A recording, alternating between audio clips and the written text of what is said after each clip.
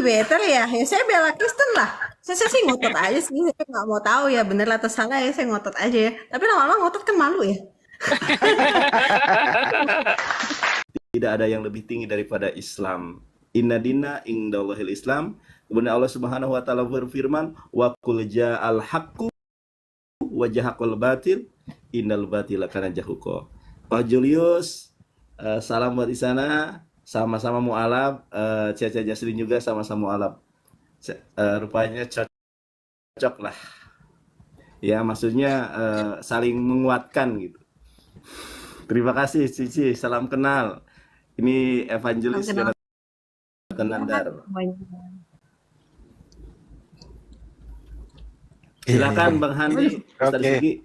Baik. Assalamualaikum Terima warahmatullahi kasih. wabarakatuh. Waalaikumsalam. Waalaikumsalam.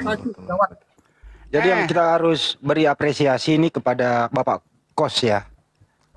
Adalah beliau juga sering itu loh memantau kita dalam diskusi. Bapak Kos ini sepertinya apa nggak terganggu tuh penghuni kos kalau di setel debat kita pakai speaker aktif gede-gede gitu Bapak Kos, nggak mengganggu mereka? Sebetulnya sih saya memang dulu juga sangat intent ya mengikuti channel-channel yang ada baik di YouTube maupun di sekarang TikTok. Nah kebetulan nih Cici Jazz ini setiap kali saya loudspeaker ya, bukan di speaker aktif bang, di loudspeaker saya itu ya. Dia kan akan di sini ruang bersama lah gitu kan di sini. Di tempat ini nih Cici Jazz pertama dengar itu sambil dia makan. Pertama itu ke saya tuh ngelihat apa sih yang dibahas agama-agama katanya kan gitu kan. Pertama dia sih memang ada di pihak yang seberang gitu kan. Kesininya. Nah setelah live chat live dengerin perdebatan ini, kita tuh sering discuss dengan Cici tuh. Nah lama-lama kita sering berargumen.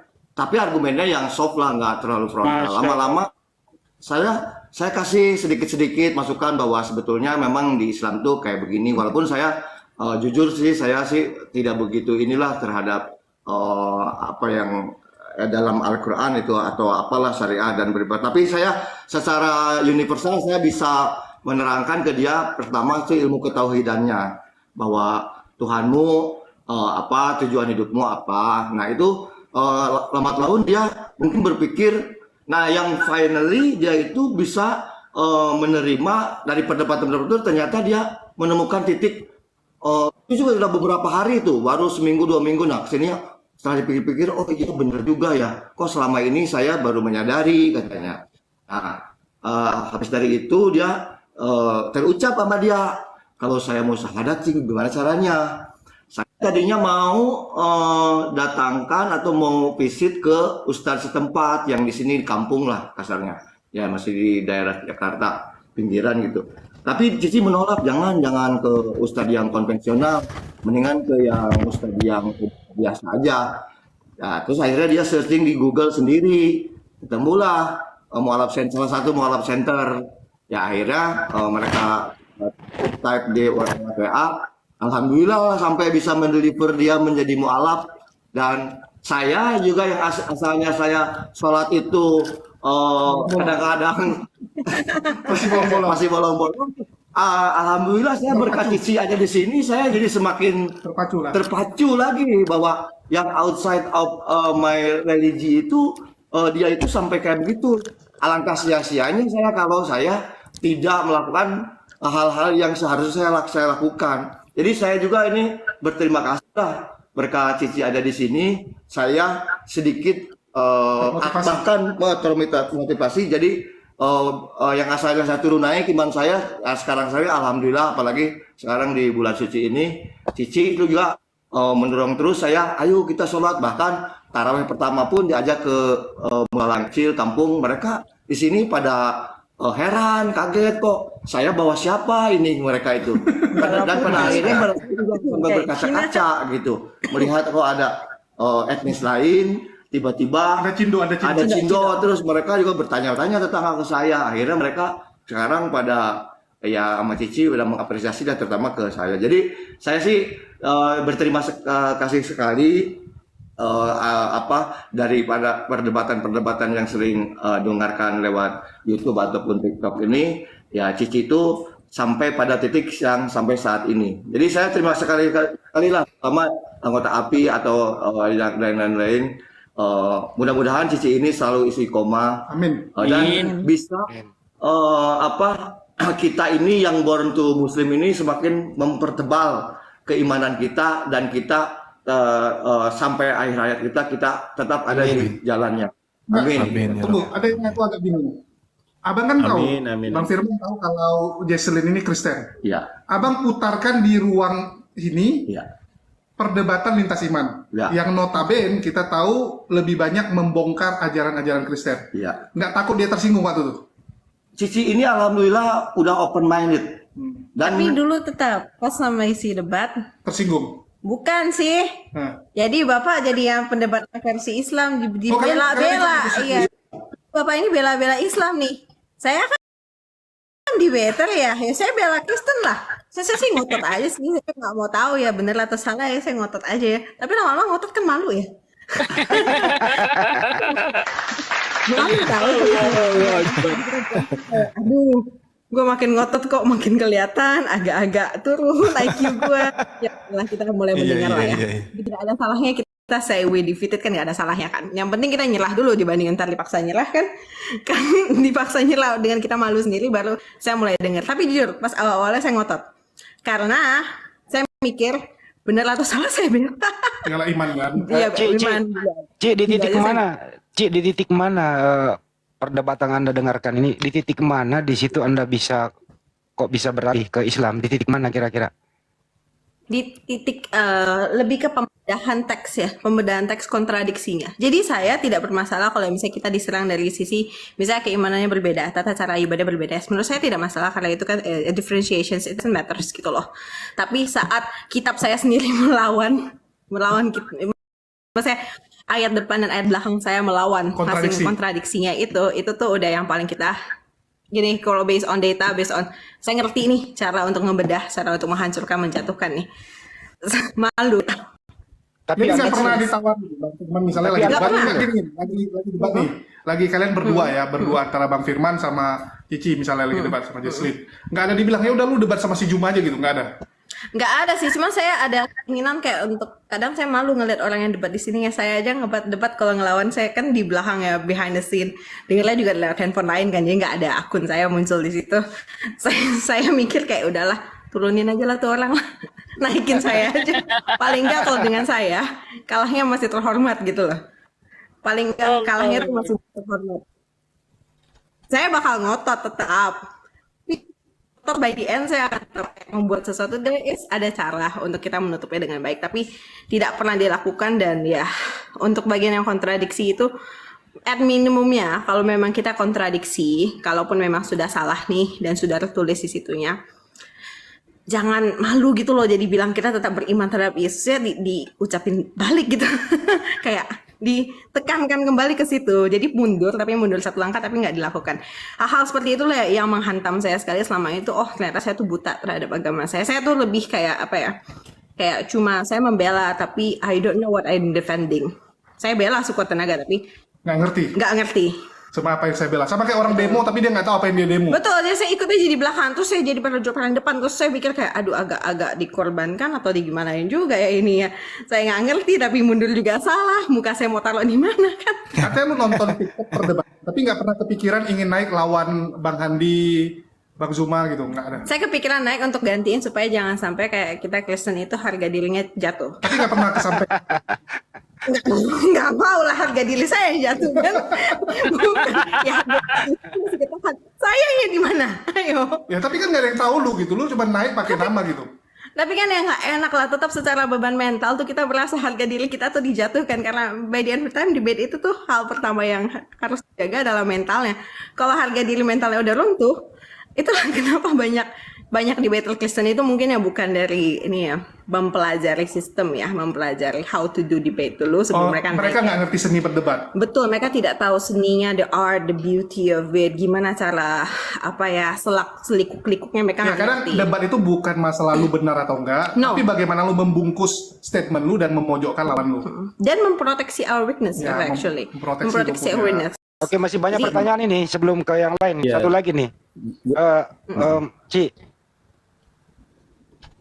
Anda dulu kan aktivitas gereja ya, kalau nggak salah ya. Aktif juga di gereja ya. Iya, banget. Ama. Apa itu? Ayam Apa sih, itu tapi semudah itu Anda tinggalkan itu memeluk Islam? Enggak loh. Saya walaupun saya sudah tidak percaya, saya hilang iman saya bertahan tetap dari sejak saya 3 tahunan, 4 tahunan, sekitar 4 tahunan saya nggak punya iman, tapi saya tahan tetap. Karena itu the proof of our loyalty. Loyalitas kita adalah ketika walaupun seburuk-buruknya kondisi, separah-parahnya kondisi, kamu bertahan tetap sampai di sisi dimana udah till the last drop of your blood gitu. Sampai kamu benar-benar udah nggak bisa lagi baru kamu lepas. Saya nggak langsung lepas, saya nggak langsung mau pindah juga. Oke. Karena itu artinya kepercayaan. Kalau orang mau percaya katanya percaya secara buta saja ya. Begitu percayanya. Apapun yang terjadi, apapun salahnya, saya tahu salah, saya malu salah. Tapi itu yang saya bela. Saya tetap paham. Oke. Boleh nggak That's the berbagi show. sekarang? Boleh berbagi apa yang Anda rasakan sebelum memeluk Islam dan sesudah memeluk Islam? Apa perbedaannya? Sebelum memeluk Islam, saya lebih merasa kayaknya bukan selain saya ke ateismnya. Ateis ya sudah pasti ya. Itu it's the coping mechanism. Jadi coping mechanism saya untuk saya tetap bisa setia kepada Kristen adalah dengan cara saya juga ateis. Karena itu adalah obatnya. Jadi supaya saya nggak gila. Saya jadi ateis. Sambil saya jadi Kristen. Jadi nyambi ya kayaknya ya. Itu tetap ke gereja. Itu saya udah nggak mau ke gereja. Saya tahu saya udah nggak ada iman. Saya udah nggak mau. I don't want to lie to myself lah. Kita bisa bohong ke semua orang. Tapi satu orang kita nggak bisa bohongi diri kita sendiri. It's going to hurt so much. Itu Terus sekarang, menyakiti dirimu sendiri. sekarang telah memeluk Islam, bagaimana perasaan? Islam, everything is like fine gitu. Ada masalah, ada apa, tetap kita tetap berpikir kayak ada Allah. Kita tetap yakin kita ada Tuhan. Dan terutama tidur yang saya yang paling kebukti ya. Dulu saya tuh nggak bisa tidur sampai dipakein obat tidur. Bukan karena ada masalah kayak ekonomi, sosial, atau family, atau love, or anything. Ya enggak, saya cuma nggak bisa tidur aja. Otak saya nggak bisa stop aja, nggak ada tenang. Tapi sekarang udah semuanya tenang, semuanya santai. Karena saya sudah Akbar. Inilah namanya kedamaian itu. Subhanallah.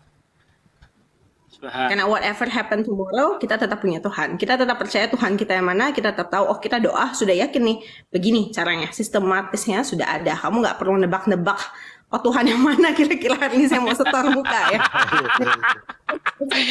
Sana. Nah, artinya Bos tuh benar-benar, punya 5 anak, bos itu kan aduh susah, saya suka yang ini, antara ini cemburu. Gimana dong? artinya benar-benar. Artinya bos atau bos di agama lama banyak. Iya kan banyak kan keimanan kita kadang ke Tuhan dulu ya, kadang ke Tuhan, kadang ke Yesus, kadang kita mikir kita ada Roh Kudus atau enggak. Saya sih nggak terlalu berpikir begitu. Dan makin lama saya makin ke situ, saya bisa makin jadi setan malah. Satu pertanyaan, bentar. Satu pertanyaan, bagaimana tanggapan keluarga, saudara-saudara Anda setelah Anda menjadi mu'alaf? Kalau dari keluarga nih, pada akhir-akhir yang paling news update yang saya munculin untuk seperti kayak Bibi atau secara Bibi saya udah mulai menerima, mereka sudah mengapresiasi pilihan saya mau menjadi mualaf, mengapresiasi. Tapi jika mama saya, karena mama saya cukup fanatik, she just in the point dimana accept katanya saya udah menerima ajaran sesat. Katanya begitu. Tapi saya bisa tolerir karena kan memang doktrin ya, susah untuk mengubah hati orang dan itu permasalahan hidayah sebenarnya. Saya cuma bisa mendoakan suatu hari bahwa keluarga-keluarga saya juga bisa mendapatkan hidayah yang sama. Amin. Bisa mulai mendengarkan. Bisa mulai. Karena kita nggak bisa memaksakan, kita juga tidak bisa. I cannot expect mereka harus mengapresiasi 100%. Tapi saya yakin kalau misalnya makin lama, makin ada perubahan yang mereka rasakan. Mereka juga merasa sepertinya, mereka pingin tahu. Mungkin dari saya masuk dengan login ke Islam, mereka akan pingin tahu nih, kok bisa sampai sih saudara gue, adik gue, segala bisa sampai login. Semoga mereka mendengarkan. Dari mendengarkan itu baru mereka bisa berubah. Ci, terakhir Ci, siapa yang paling berkesan dalam hidup Anda sehingga Anda memeluk Islam? Kalau dibilang yang paling berkesan dalam hidup saya, waduh ini agak susah, tapi saya paling berkesannya itu adalah the power of Al-Quran itu luar biasa. Itu luar biasa berkesan. Saya Masya Allah. yang bahasa penjelasan saya dengar dia cuma dengar pelafal Arabnya dan Indonesianya. Itu tuh menyentuh ke hati sekali bagaikan emang kitab Al-Quran ini emang diberikan Allah itu untuk to guide human beings to be a human gitu loh. Supaya kita itu benar-benar jadi manusia, bukan menjadi binatang. Masya Allah. Masya Allah. Oh, pertama Anda mendengarkan Bang Juma, memang sering banyak dia di YouTube terkenal di mana-mana. Pertama mendengarkan Bang Juma itu seperti apa? Dan kemudian sekarang Bang Juma seperti apa? Silakan. Bang Zubata termasuk debater yang aduh ini kalau kita mau kuliti hidup-hidup juga agak susah untuk ditangkap ini. Misalnya kalau kita keroyok juga, kita kuliti hidup-hidup dari ujung sampai ujung, celah ke celahnya ya. Ini bakal sakit sendiri sih. Bang Juma termasuk the most fierce sih. Fierce, powerful, dan debate argumennya itu sangat susah untuk kita cari celah. Masya Allah. Semalam aja ada yang kabur, Ukhti. Gara-gara satu pertanyaan. Karena teknik. Bang Iya, Zuma itu teknik. lebih kayak berteknik. Metodenya. Kalau Bang Jonathan itu lebih Lucu. ke Ibrani ya keren. Karena kalau Bang Jonathan lebih ke menyerang bagian Ibrani dan asal muasalnya. Jadi he's more clever dibanding most Christian. Itu kekuatannya Bang Jonathan. Jujur, itu yang kuat banget. Ini guru saya Bang Juma, Cici. Dada aja. Saya anak didik beliau. Luar biasa. 11-12 ya. Kebalik itu. Kalau gue apa dong kalau gue? Cici, sebelum ini Cici boleh Bapak bertanya Kos Cici. ketawa tuh di belakang. Gokil. Itu Bukan Bang sih, Nandar Bang. mau nanya itu, Bang Nandar mau nanya silakan. Ya, terkait waktu saya kan nonton sampai full tuh di podcastnya Ari Untung. Masalah terjemahan nih. Waktu Cici ditanya sama Ari Untung itu mengenai kitab Cici kan ini terjemahan ya. Nah, Cici ini kan pinter bahasa Inggris nih, suka mentranslate nih. Apa ya? Apa sih namanya itu? Kepalitan dari terjemahan itu. Tolong dijelaskan lagi, saya nggak bisa berkata-kata ini. Waktu di Ari Untung tuh.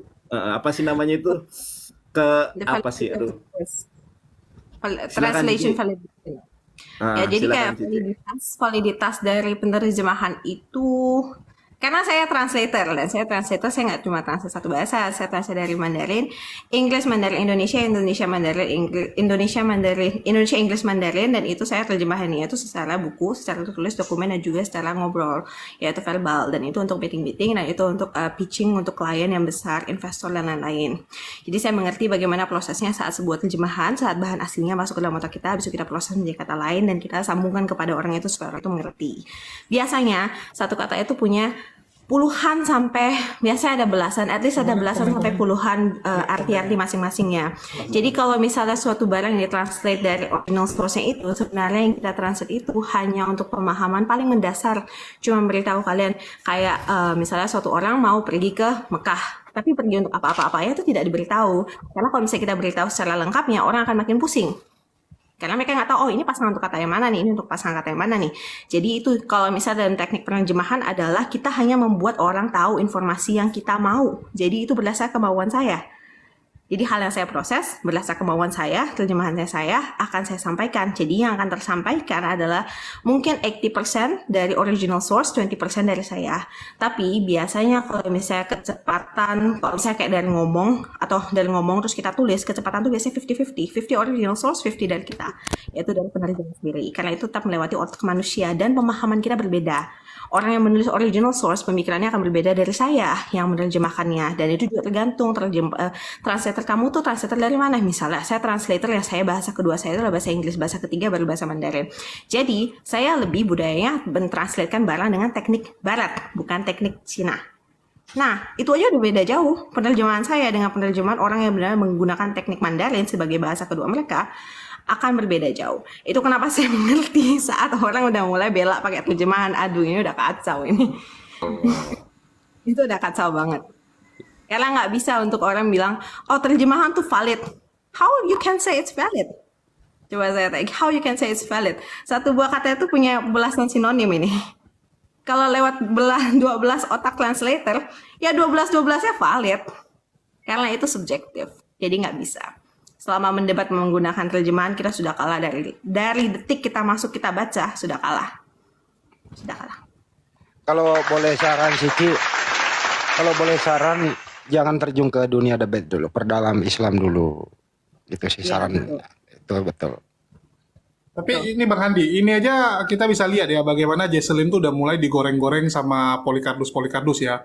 Fitnahan-fitnahan udah mulai dibuat kan. Bahkan dibilang, wah dia nih jadi Muslim gara-gara kepahitan dengan gereja, sakit hati. Karena ini nggak cocok kan, karena dia mungkin bayarannya nggak cocok di gereja gitu. Jadi ribut.